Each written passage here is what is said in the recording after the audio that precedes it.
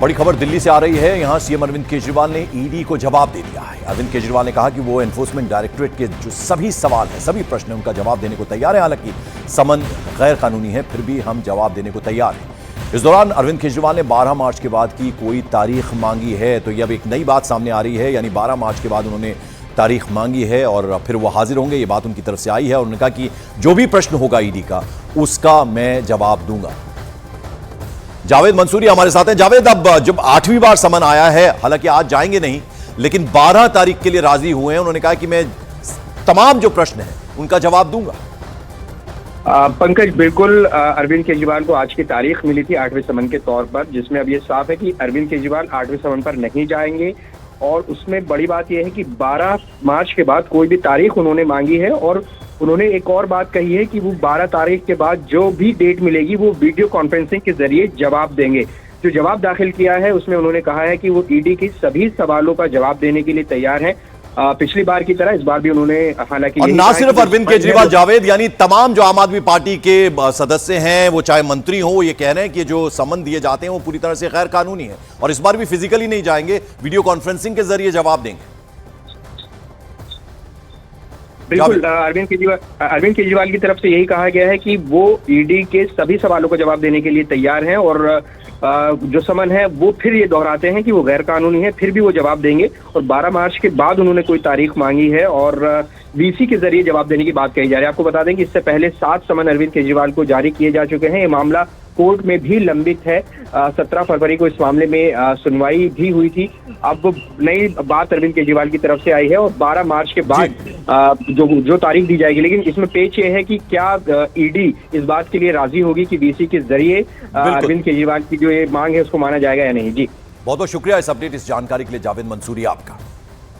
और अब खबर लालू प्रसाद यादव के बयान से जुड़ी हुई। लालू यादव के प्रधानमंत्री नरेंद्र मोदी पर दिए गए विवादास्पद बयान को लेकर बखेड़ा हो गया है। बीजेपी ने लालू यादव के खिलाफ मोर्चा खोल दिया है। बिहार की राजधानी पटना के गांधी मैदान में आरजेडी अध्यक्ष लालू प्रसाद यादव ने प्रधानमंत्री नरेंद्र मोदी के हिंदू होने पर ही सवाल उठा दिया। इंडी गठबंधन की जन विश्वास रैली में लालू प्रसाद यादव ने प्रधानमंत्री नरेंद्र मोदी पर आरोप लगाया था कि उन्होंने अपनी मां के निधन पर बाल दाढ़ी क्यों नहीं कटवाई। लालू प्रसाद यादव ने कहा कि प्रधानमंत्री नरेंद्र मोदी हिंदू ही नहीं है, जिस पर बवाल खड़ा हो गया है। सबसे पहले जरा आपको सुनाते हैं कि आखिर लालू प्रसाद यादव ने कहा क्या।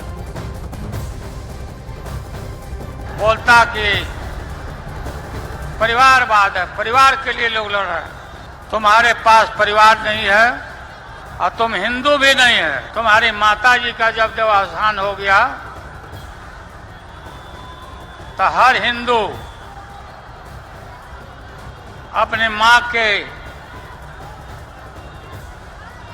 शोक में केस दाढ़ी बनवाता है, दाढ़ी छिलवाता है। क्यों नहीं छिलवाया बताओ। आइए सीधे रुक करते। चंद्रमोहन कुमार हमारे सहयोगी पटना से जुड़ रहे हैं। हमने लालू प्रसाद यादव को अक्सर बोलते हुए सुना है, वो सीधा प्रधानमंत्री पर हमला करते हैं चंद्रमोहन, और शायद उनकी पॉलिटिक्स को ये सूट करता है। निशाने पर हमेशा प्रधानमंत्री को लो, उससे पॉइंट्स मिलेंगे। बिल्कुल, और यही वजह है कि जब कल पटना के गांधी मैदान में रैली चल रही थी, उस समय लालू यादव ने सीधे तौर पर प्रधानमंत्री नरेंद्र मोदी पर हमला किया और परिवारवाद, जिसको लेकर लालू परिवार हमेशा से गिरते रहा है और यह आरोप लगते रहा है कि वो अपने परिवार के अलावा किसी को अब तक नहीं बढ़ाया है। इसी को लेकर लालू यादव ने सीधे तौर पर प्रधानमंत्री पर हमला बोला है और उन्होंने ये कहा कि जब उनके मां का निधन हुआ था उसके बाद उन्होंने बाल और दाढ़ी तक नहीं बनवाए, जिसको लेकर बीजेपी अब लालू यादव को सीधे तौर पर कटघरे में खड़ा कर रही है। और हिंदू को लेकर जिस तरह से लालू यादव का कल बयान आया, उसको लेकर भी कहीं ना कहीं बिल्कुल। चंद्रमोहन, आपने बीजेपी का जिक्र किया तो लालू प्रसाद यादव के बयान पर बीजेपी अब पलटवार कर रही है। बिहार के डिप्टी सीएम विजय सिन्हा ने कहा कि जिन लोगों ने बिहार को गाली बना दिया, वो दुनिया में सनातन को बढ़ावा देने वाले प्रधानमंत्री पर बयानबाजी कर रहे हैं। उधर अजय आलोक ने भी लालू प्रसाद यादव को, राहुल गांधी को घेरा, दोनों को यानी। वहीं जेडीयू के नीरज कुमार ने कहा कि उम्र के इस पड़ाव में इस तरह की भाषा लालू प्रसाद यादव को शोभा नहीं देती है। श्रीमान लालू प्रसाद यादव जैसे लोग जो राजनीतिक जोकर के रूप में काम करते हैं, बिहार को मजाक बना दिए, बिहार को गाली बना दिए, और ये व्यक्ति देश के प्रधानमंत्री को तुम ताम कर रहा है। ये पॉलिटिकल भाषा हो सकता है क्या? ये व्यक्ति देश के प्रधानमंत्री जो सनातन का गौरव है, अपने देश में नहीं दूसरे देश में, अरब कंट्री में भी सनातन को गौरव बढ़ाए, उसके बारे में ये सर्टिफिकेट देंगे। लालू यादव जी को लगता है बीमारी के साथ साथ आंख में मोतियाबिंद भी हो गया है, दिखाई कम देता है लगता है। अरे मंच पे राहुल गांधी बैठे हुए थे, नहीं दिखे? पारसी पिता ईसाई माता के पुत्र हिंदू नहीं हैं, राहुल गांधी दिखे नहीं है, पीएम मोदी दिख गए, जिसने 18 वर्ष 19 वर्ष की उम्र में संन्यास ले लिया था, परिवार का त्याग कर दिया था, सारे रिश्तों का त्याग कर दिया था। उनकी भाषा माने लालू प्रसाद जी आपको शोभा नहीं देता है, जीवन के अंतिम चरण में आप हैं। इस ढंग की भाषा और व्यक्तिगत टिप्पणी आप जिस ढंग से कर रहे थे प्रधानमंत्री पर, राज्य के मुख्यमंत्री पर, यह निश्चित रूप से यह बताता है कि आपके पास भाषागत समृद्ध परंपरा नहीं है। इसी के चलते राजनीति के लंपटीकरण का जो आप पर आरोप लगता रहा है, उसका आज यथार्थ बोध हुआ है। चंद्रमोहन प्रधानमंत्री को लेकर तो विवादास्पद बयान दिया ही लालू प्रसाद यादव ने, साथ ही साथ नीतीश कुमार को भी घेरा। बिल्कुल, और गठबंधन से अलग होने के बाद नीतीश कुमार सीधे तौर पर महागठबंधन के निशाने पर हैं। और कल जिस तरह से पटना के गांधी मैदान की रैली से नीतीश कुमार को न सिर्फ लालू यादव बल्कि तेजस्वी यादव और राहुल गांधी ने भी, और मल्लिकार्जुन खड़गे जो कांग्रेस के अध्यक्ष हैं, उन लोगों ने भी घेरने की कोशिश की। हालांकि इसके जवाब में जेडीयू ने साफ तौर पर यह कहा है कि नीतीश कुमार एक ऐसा नेता है जिनके ऊपर कोई उंगली नहीं उठा सकता है, चाहे वो किसी तरह शासन की बात हो, बिहार में सुशासन की बात हो या फिर सरकार चलाने की बात हो। लेकिन लालू परिवार जो है आकंठ, चाहे वो अभी परिवार में जन्म ले रहा हो है वो, या फिर पहले जो अभी राजनीति में आ गया है, वो सिर्फ और सिर्फ अपने परिवार के बारे में सोचता है। तो कहीं ना कहीं वार और पलटवार का दौर शुरू हो चुका है। और अब क्योंकि चुनाव का घोषणा होना है, तो ऐसे में अब राजनीतिक दल एक दूसरे को घेरने की कोशिश जरूर करेंगे और जनता में यह दिखाने की भी जरूर कोशिश होगी दोनों तरफ से कि कौन कितना किससे आगे है। हालांकि लालू परिवार के ऊपर सीधे तौर पर, चाहे वो घोटाले की बात हो, रेलवे घोटाले की बात हो, जमीन घोटाले की बात हो, परिवार हमेशा से घिरते रहा है। और यही वजह है कि उनको अपना जवाब सामने लाने में कहीं ना कहीं परेशानियों का सामना जरूर करना पड़ता है। और अब जैसे जैसे लोकसभा चुनाव नजदीक आएंगे तो भाषा का स्तर ये और गिरता जाएगा। ये हमने पहले भी इससे पहले देखा है। चूंकि बिहार की बात चल रही है तो लोकसभा चुनाव करीब है और इसे लेकर सियासी घमासान बढ़ गया है। बिहार में इंडी गठबंधन और एनडीए के बीच मुकाबला है। आपको बता दें कि पिछली लोकसभा में किस पार्टी को कितने वोट परसेंट मिला था, यानी वोट परसेंटेज क्या थी।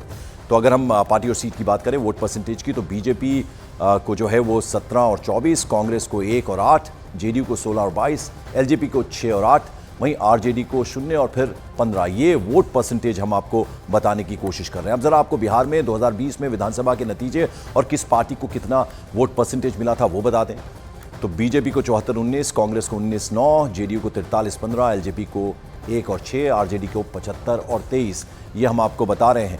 और चंद्रमोहन लगातार हमारे साथ बने। चंद्रमोहन, ये जो परसेंटेज की हम बात कर रहे थे, किस पार्टी को कितना, और अब इस बार वापस से नीतीश कुमार बीजेपी के साथ आ गए तो कितना फर्क पड़ेगा इससे?